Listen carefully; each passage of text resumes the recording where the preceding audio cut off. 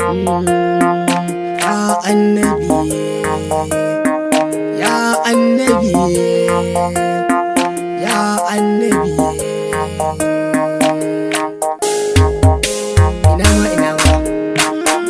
Ina ma dai a ce ya annabi kare a san ka, dare makini da kai ya rasulullahi na azartu.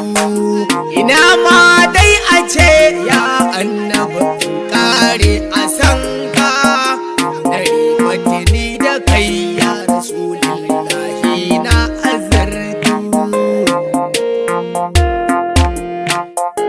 Ina tuba gare ka ka amsar Allah asaburu, da annabi na fake na taho ka duban asaburu. In an ce dai sakai kana yi shi ɗin almuniru, ka duban da idan rahama muke jin kan halittu. Salatai marashin geji ka karawa ma'aiki, da alai har sahabban nan cikar ƙaunar ma'aiki. Waliyai auliya ulla hanyar su tana da tsarki, ina ƙaunar su ne igiyar su na kama na suturtu. Da shakti jani gwarzan nan wato jikar rasulu, da bazan lahi ɗan umma jiya jikan batulu. Da shakbar hamasha aiki wato mai san jamilu, da baba na ƙoƙi mai wadda dole da kai na yantu.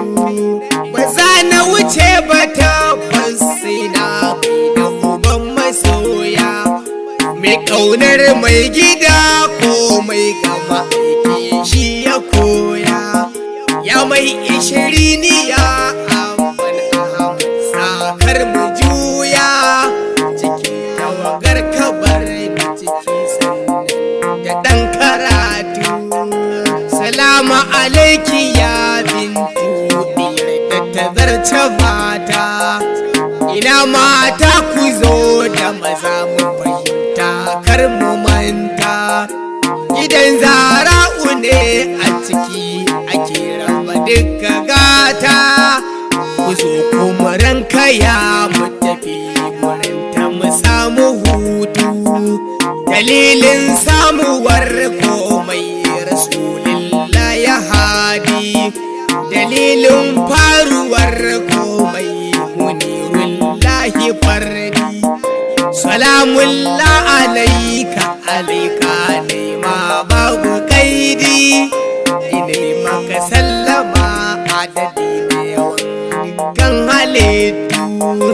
Masoyi ne ya zo ya annabi ya babban masoyi, ina ji ni a raina kana shi ka kafu wayi.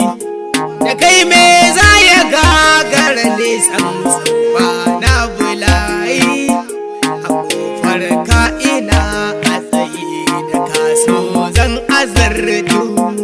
Da ƙaunar ka nake shafe ni dukan damuwata, komai na rasa idan kwada kai tabbas ni na rabauta.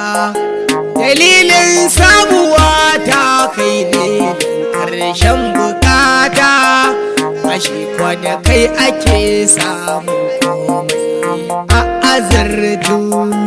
Ina ta faɗin awaƙe ko shira kai ne na gaske, ina ta sanarwa dangi na arziki kakar a sake.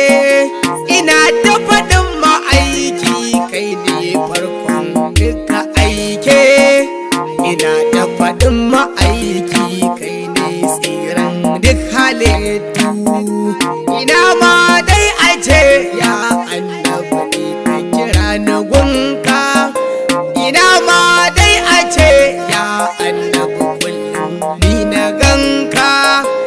Ina ma dai a ce ya annabi kare cikinka, ina ma dai a ce